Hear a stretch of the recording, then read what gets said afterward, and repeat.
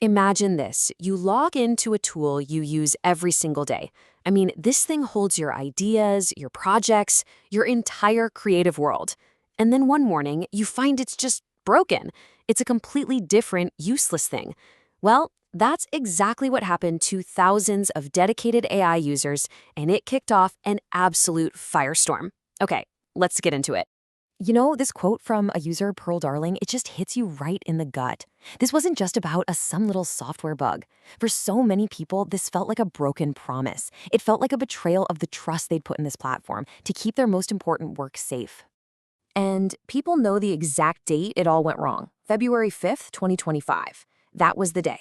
The turning point when the AI they knew, the AI they relied on, just seemed to have a total meltdown, leaving them completely confused and, frankly, pretty angry.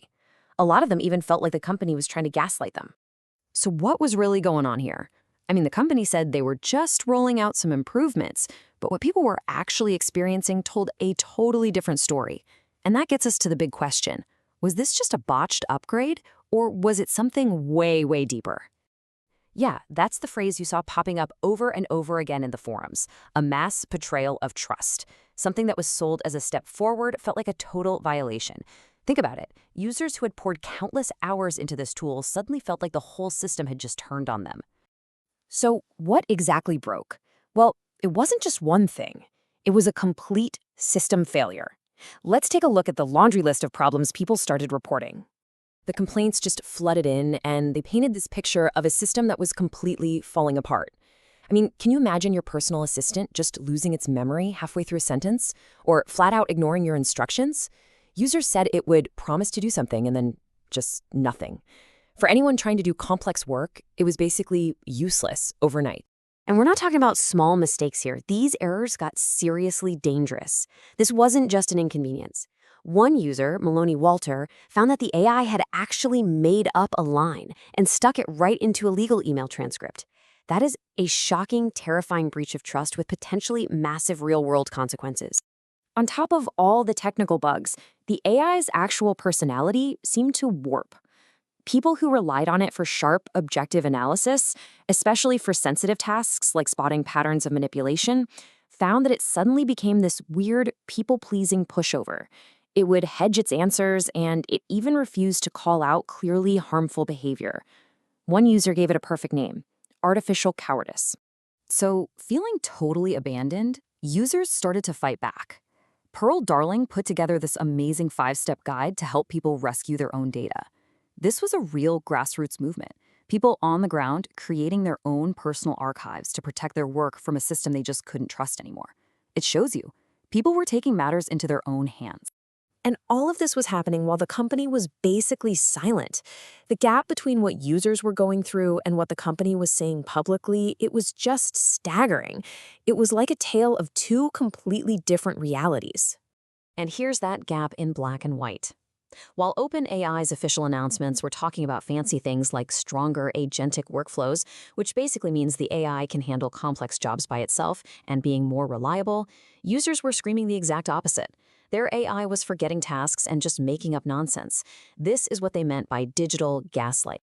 And to make it all worse, the official support channels were a black hole. Users were practically begging for help and just got silence.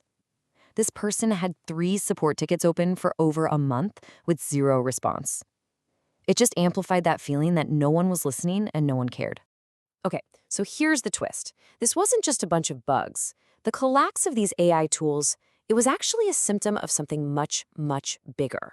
A massive, hidden war for data being fought across the entire internet.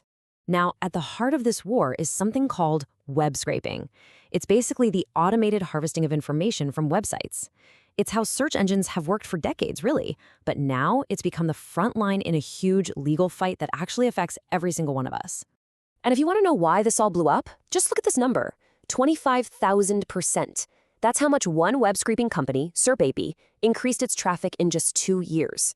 That kind of explosive growth, all driven by the AI boom, is what forced giants like Google to take some pretty drastic action.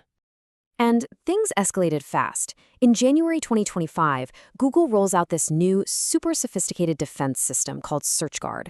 By October, Reddit is suing SERPA API, and then by December, Google jumps in with its own massive federal lawsuit. You can see the pattern, right? Platforms build walls, and scrapers just find new ways to knock them down. But check this out. Google's legal strategy here is a total game changer.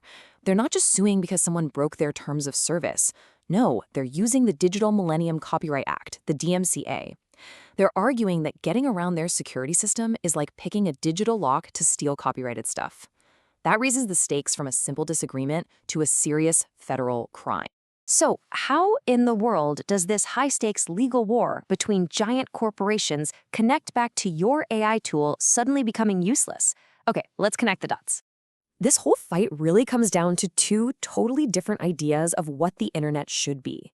On one side, you've got the vision of an open web, where public information is free for everyone to use and build cool new things.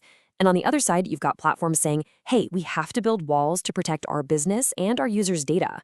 And here it is. This is the key. The failing AI, the memory loss, the artificial cowardice. It isn't just a bug. It is a direct result of this war. As these platforms lock down their data to fight off scrapers, they're forced to change how their own AIs work and how they're trained.